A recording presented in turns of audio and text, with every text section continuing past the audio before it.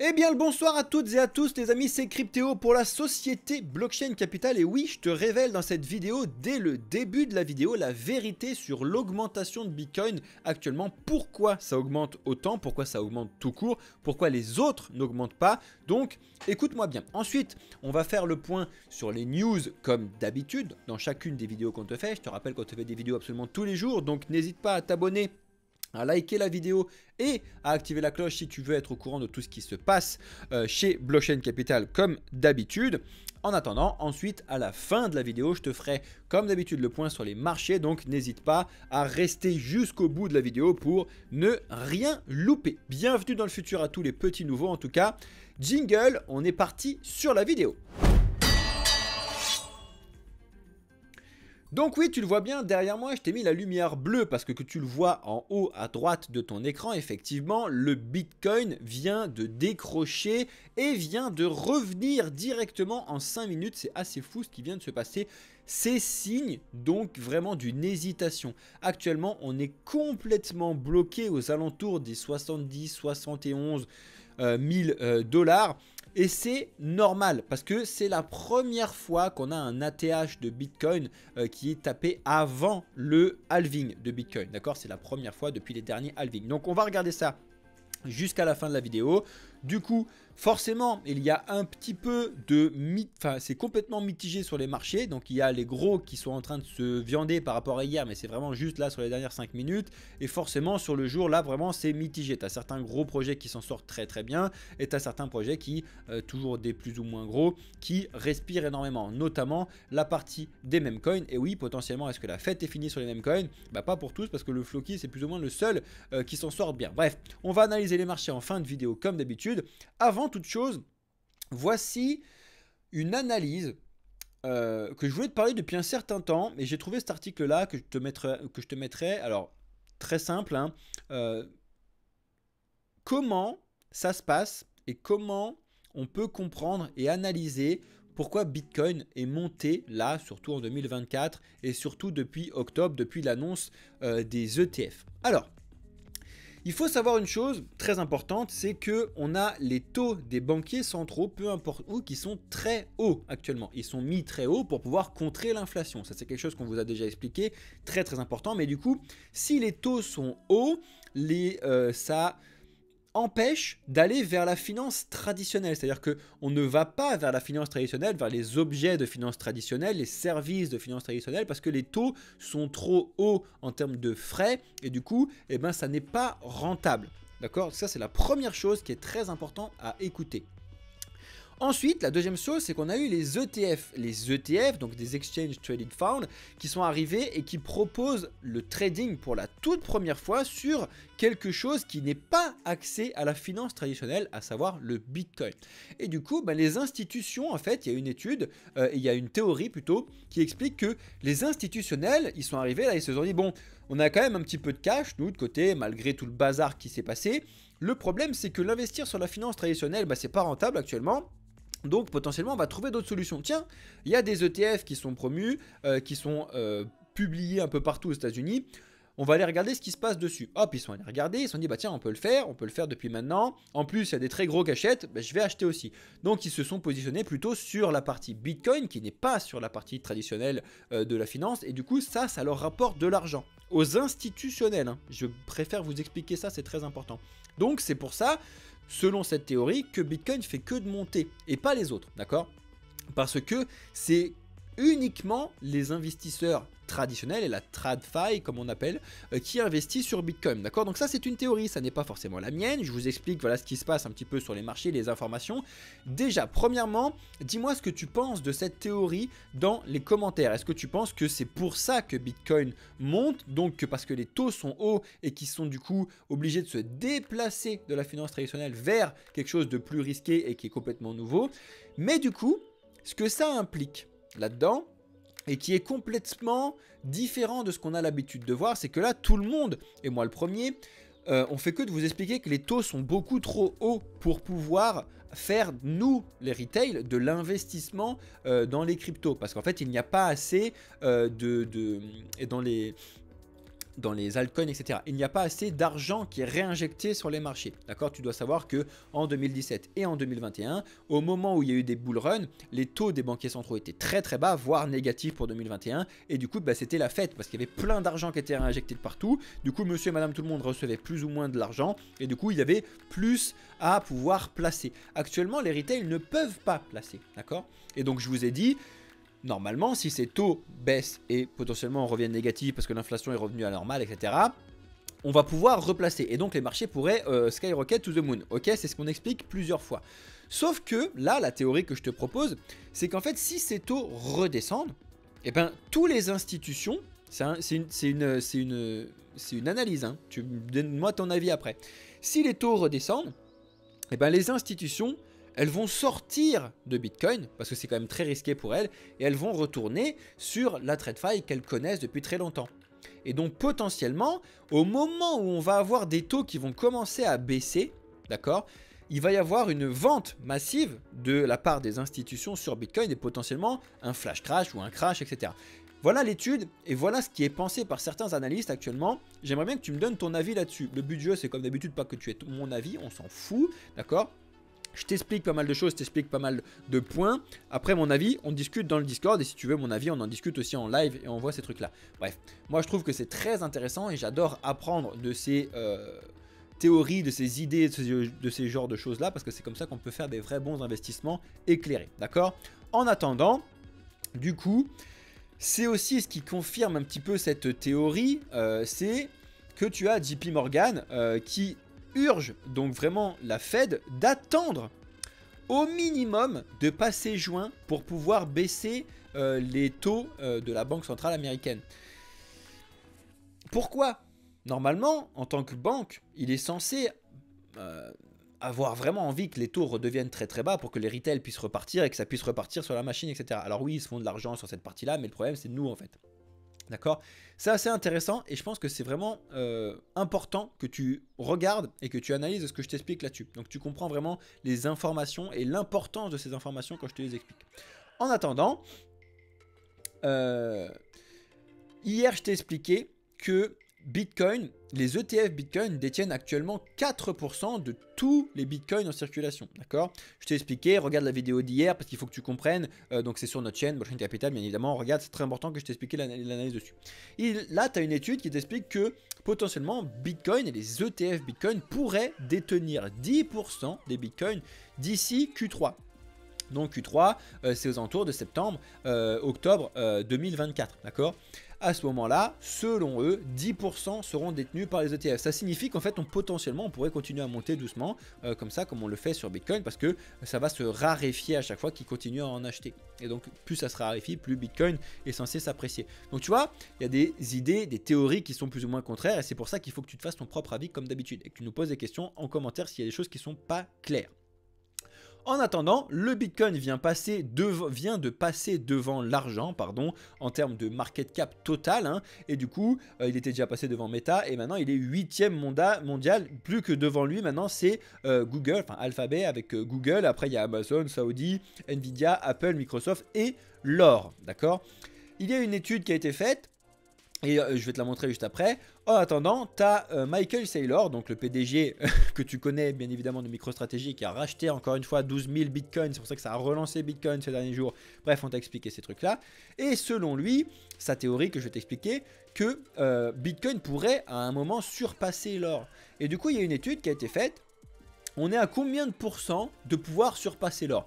Ce qui est complètement débile comme analyse, je le tiens, parce qu'en fait, effectivement, admettons, là, il t'explique que c'est si Bitcoin fait 949% par rapport à tout de suite, eh ben, il sera devant l'or. Sauf que l'or, d'ici que le Bitcoin aura fait 949%, l'or aura aussi bougé. Ça se trouve, il aura fait x2. Bon, j'exagère, on s'en fout, mais c'est pas impossible. Donc, du coup, ça sera plus 949%, etc. Donc, tu m'as compris, c'est juste assez drôle comme chiffre, mais tu te rends compte que finalement, il est très proche de Google, etc. etc. Bon, c'est tout simplement suite par rapport à ce que je t'ai expliqué tout à l'heure. Sur Bitcoin.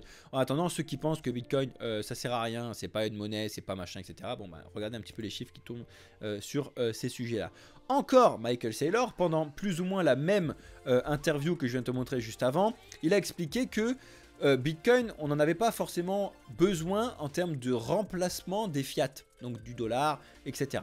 C'est intéressant, hein, c'est intéressant. Il explique que oui, tout le monde dit monnaie, pas monnaie, etc. Il faut savoir que c'est une propriété digitale, selon lui. Voilà. Voilà, les avis de tout le monde, je trouve ça intéressant, comme d'habitude. Et forcément, lui, il fait beaucoup de bruit parce que avec MicroStrategy, il détient 205 000 bitcoins. Ça commence à faire un petit peu d'argent. Ça, je trouve ça très très drôle et c'est encore une fois chez JP Morgan, et cette fois-ci, c'est le PDG de JP Morgan qui explique ça. Je défends votre droit à fumer une cigarette, je défends aussi votre droit à acheter du bitcoin. C'est très drôle parce que historiquement, JP Morgan, je vous ai donné un nombre incalculable de fois des informations et des news comme quoi ils étaient complètement contre l'écosystème crypto et blockchain. Et d'un coup, il t'explique, voilà, vous avez le droit d'acheter du bitcoin. Tout simplement parce qu'en fait, JP Morgan se sont placés pour pouvoir faire de l'arbitrage sur les ETF et que du coup, ils font de l'argent si y a des gens qui achètent des bitcoins via l'ETF. N'oubliez pas que tous ceux qui achètent de l'argent via les ETF, bon, c'est pas vous, c'est les institutions, elles se font manger. Mais du coup, en fait, c'est toi qui te fais manger. C'est toi qui investis sur les institutions, etc., etc. Résultat des courses, c'est toujours toi qui prends. Hein. Faut le savoir, c'est toujours comme ça, les taxes, les trucs et tout, c'est toujours toi qui prends, enfin nous qui prenons. Et ça, c'est dommage. Mais bon, c'est comme ça. Historiquement, ça a toujours été comme ça. Ça sera toujours comme ça. On prend plein les dents. Le seul moyen que tu n'en prennes pas plein les dents et que tu sois entièrement maître de tes finances, de tes investissements, c'est que tu t'éduques, premièrement. Et deuxièmement, qu'une fois que tu es éduqué, tu puisses mettre en place ton investissement toi-même dans la décentralisation. Je le répète encore une fois, comme d'habitude, si tu veux acheter du Bitcoin, achète directement du Bitcoin. Ça vous paraît con comme phrase, ça n'empêche que là actuellement il y a des gens qui achètent du Bitcoin via des ETF, via des machins, via des trucs. Et du coup ils rentrent toujours dans le système de TradFi, donc de la finance traditionnelle. Et du coup ils se font manger. Donc fais-toi éduquer, accompagne-toi, vraiment.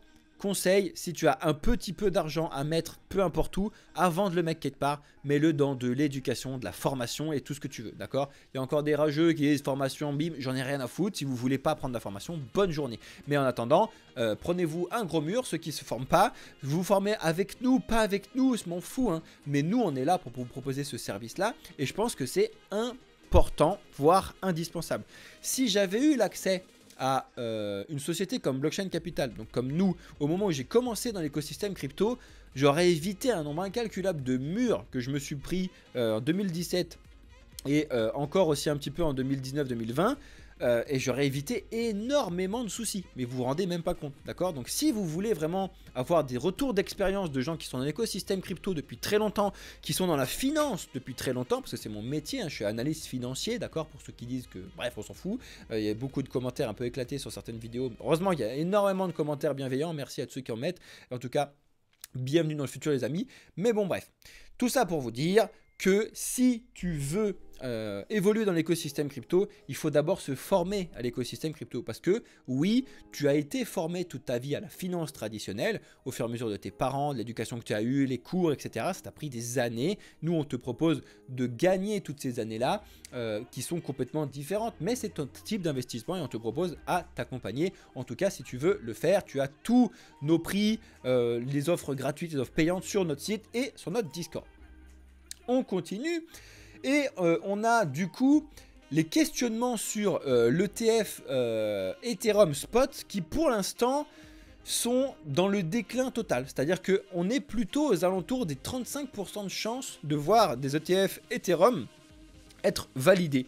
Alors que quand on avait eu Bitcoin, on s'est dit bon c'est bon, allez, on est à 100% sûr, j'exagère un peu, mais on est à 100% sûr que les ETF Ethereum vont être acceptés parce que.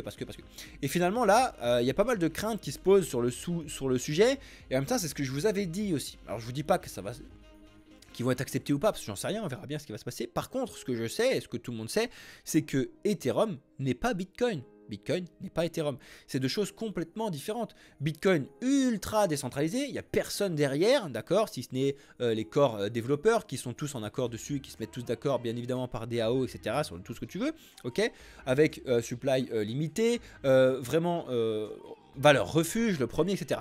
Alors que Ethereum, c'est une plateforme de développement d'applications décentralisées et de smart contract, donc de contrats intelligents. C'est complètement différent finalement. Alors oui, certes, on en a complètement besoin, je suis d'accord avec vous, c'est pas ça la question. La question c'est que vis-à-vis de la finance traditionnelle, un ETF sur Bitcoin et un ETF sur Ethereum, c'est pas du tout les mêmes significations. Donc c'est pour ça qu'il se pose la question de est-ce qu'on les accepte ou pas.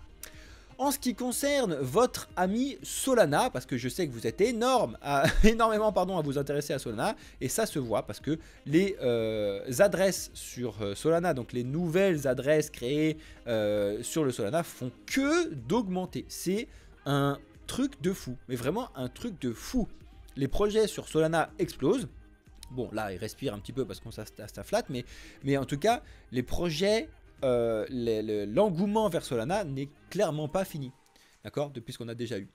Alors ça, c'est une news mitigée, je trouve.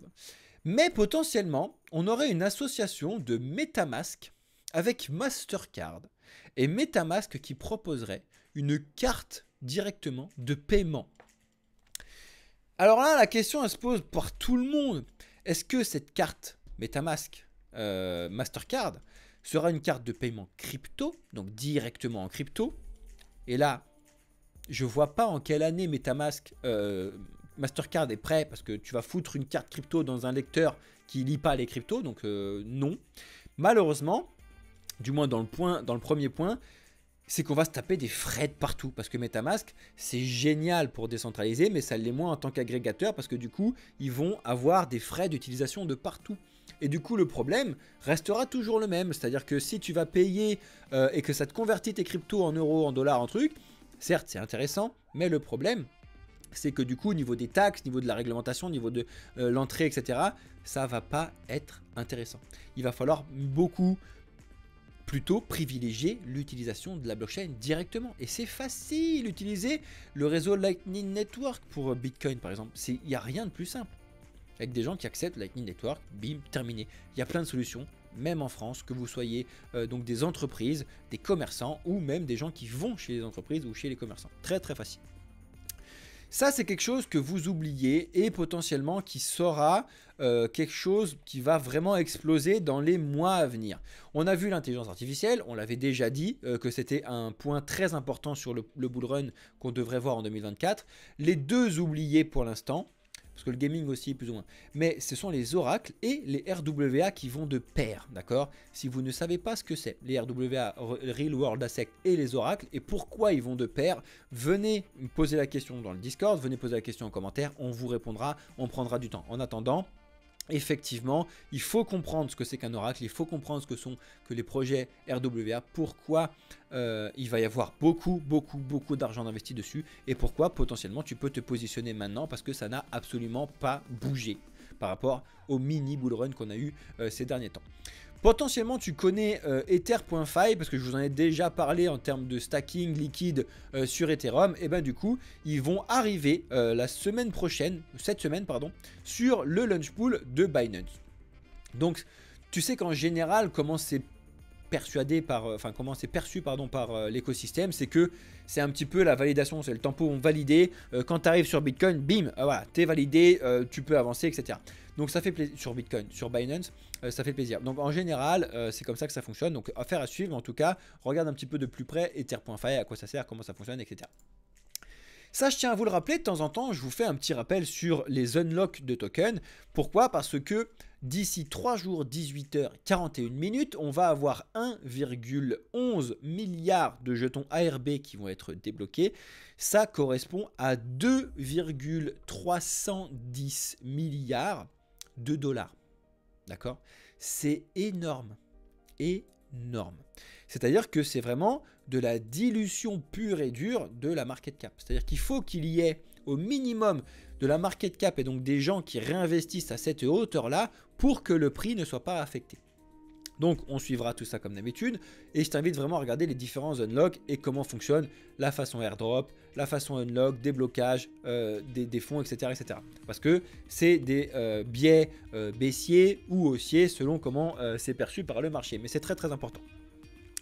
Encore une fois, je veux te parler de Dunkun. Alors là, on a eu l'upgrade qui a été activé sur Gnosis, donc le mainnet, donc c'est génial. Et normalement, Dunkun est attendu demain, donc le 13 mars 2024. Donc tout le monde attend ce qui va se passer là-dessus, parce que c'est censé être une réduction des frais drastique sur l'écosystème Ether. Donc on va suivre ça de très près, parce que là, pour l'instant, les frais Ether, c'est une catastrophe. Pour ceux qui utilisent Ether, on est sur du 30-40 balles, c'est une catastrophe. Il faut que ça cesse.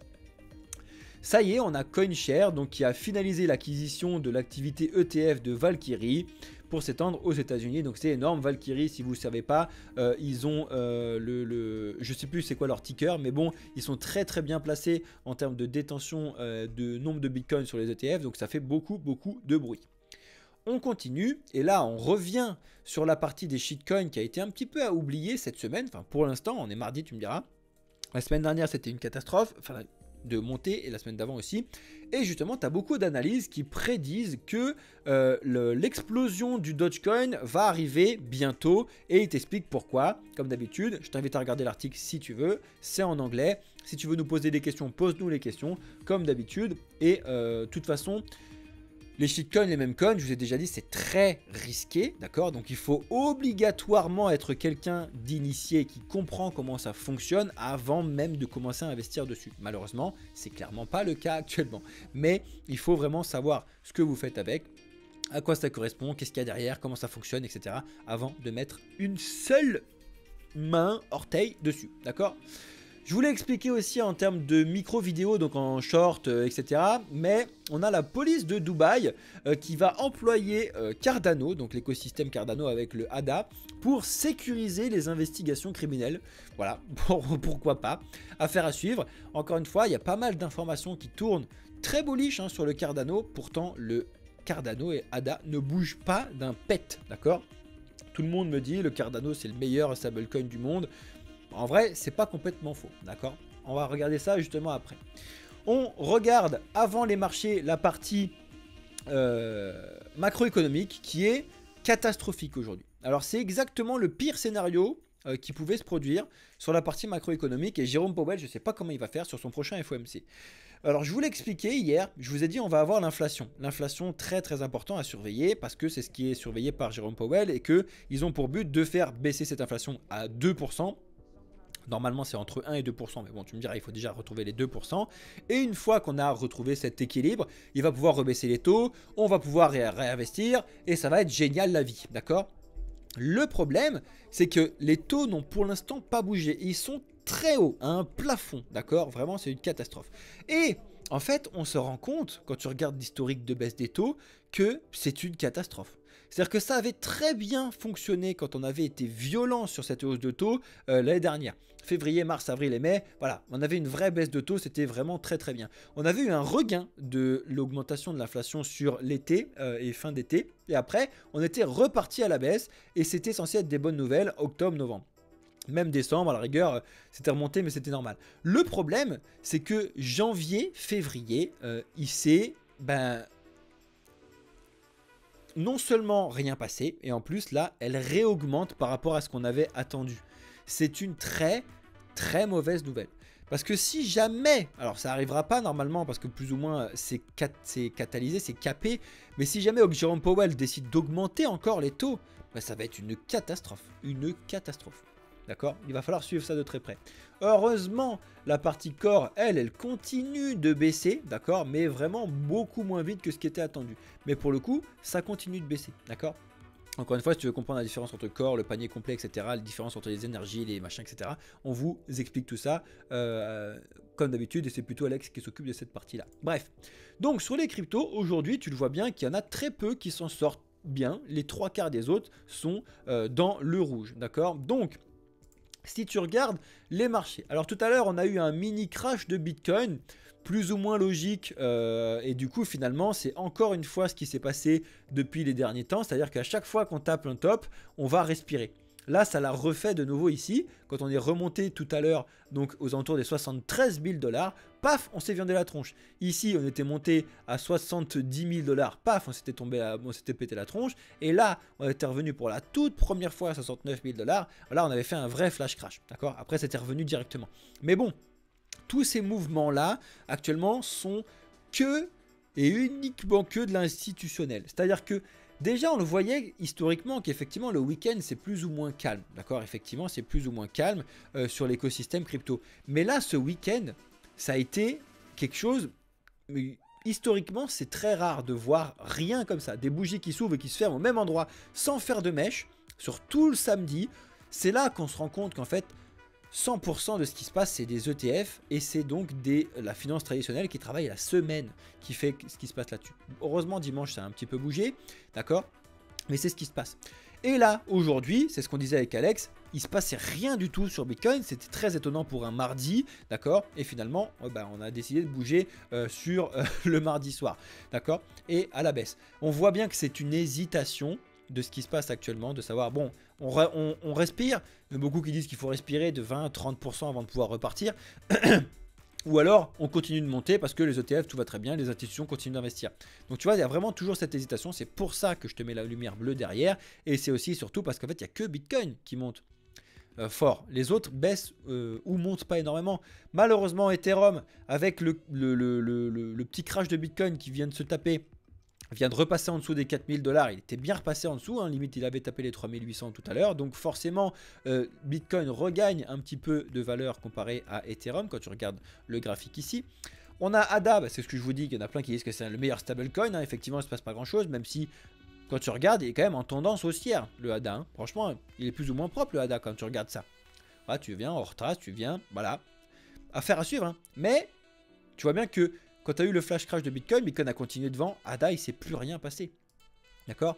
Le Solana, quand il y a eu le flash crash ici, il s'était vachement mieux sorti. Et il est aux alentours des 150. Et là, il est complètement bloqué psychologiquement aux 150 $, le Solana. Donc, il va falloir voir s'il a encore de la force pour pouvoir repartir à la hausse. Et let's go sur les 200 $. On va suivre ça, en tout cas, on vous tiendra au courant. Ou est-ce qu'il va falloir respirer? On va regarder ça ensemble.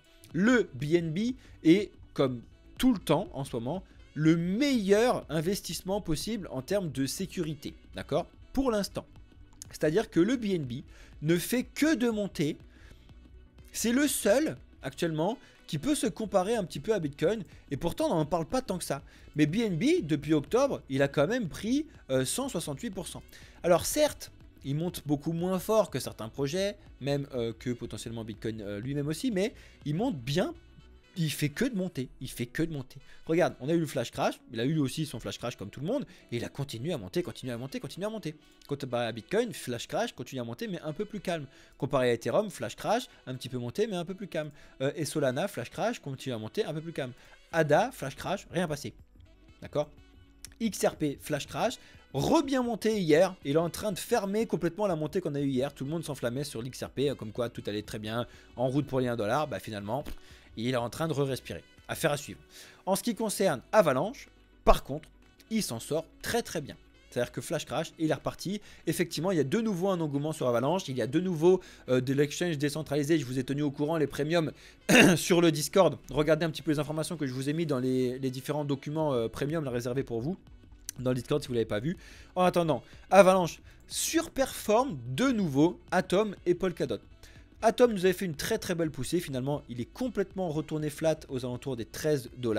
En ce qui concerne Avalanche, il est vraiment en train de bien repartir et il est surtout reparti au-dessus de son plus haut de décembre 2023. Pour l'instant, potentiellement, Avalanche, il est potentiellement inarrêtable. C'est-à-dire que là, il s'en sort vachement bien comparé à Bitcoin qui respirait. Ah franchement, Avalanche, très très beau move. Du coup, quand tu as Avalanche qui monte comme ça, il faut surveiller les différents shitcoins, projets qui sont sous Avalanche, qui eux s'en sortent aussi très très bien. Matic souffre énormément, potentiellement un retour sur les 1 $, affaire à suivre, on va voir. Le Dogecoin, s'en est pris une grosse claque tout à l'heure, mais justement c'est ce qui était justifié un petit peu dans l'article que je te montrais. Le Dogecoin respire avant de pouvoir exploser. Il y en a qui te disent Dogecoin, let's go to 1 $. Le Shiba souffre énormément. Le seul des mêmes coins qui s'en sort très très bien, c'est le Floki. Lui, il continue toujours de monter. Il est bloqué plus ou moins aux alentours des 0,27 et il a bloqué à 0,30. Affaire à suivre. Le PEP s'en sort aussi pas trop mal, mais attention à ce genre de mèche, hein. Potentiellement on pourrait retracer assez violemment sous le PEP, affaire à suivre. Même le Link, je vous l'ai dit hier, quand il avait essayé de passer les 21,09, maintenant il est plus ou moins en train de repartir en direction des 18,2, à voir si le rebond et la mèche qu'on vient de faire là à 19,5 est confirmé, qu'on va pouvoir repartir. On va suivre ça comme d'habitude, mais bon, affaire à suivre. Le Jupiter s'en sort vachement bien. Il s'en sort vachement bien, le Jupiter. C'est assez incroyable. Est-ce qu'on est allé chercher le bas que je vous avais dit? Est-ce que les 0,45 suffisaient? Encore une fois, moi je vous avais dit, quand on discutait de ces trucs-là, à 0,75, 72, j'avais dit qu'il fallait respirer. Et je vous avais dit entre 0,4 et 0,3. On n'y est toujours pas allé pour l'instant. Donc, ça se trouve, on n'ira jamais. Mais bon, bref, pour l'instant, affaire à suivre. Le Dimension, lui, est en train de rebondir sur les 6,9. Affaire à suivre. Hier, je vous avais dit hier qu'il fallait surveiller les 6,9. Bah, c'est ce qu'il vient de faire aujourd'hui. On va voir. Et le STRK, il ne se passe pas grand-chose dessus. Suite aux annonces qu'on a eues de airdrop, bah, c'était très bien. Puis après, flatland complet, quoi. Il ne se passe plus rien. Il se passe plus rien. On verra bien. On suivra tout ça comme d'habitude.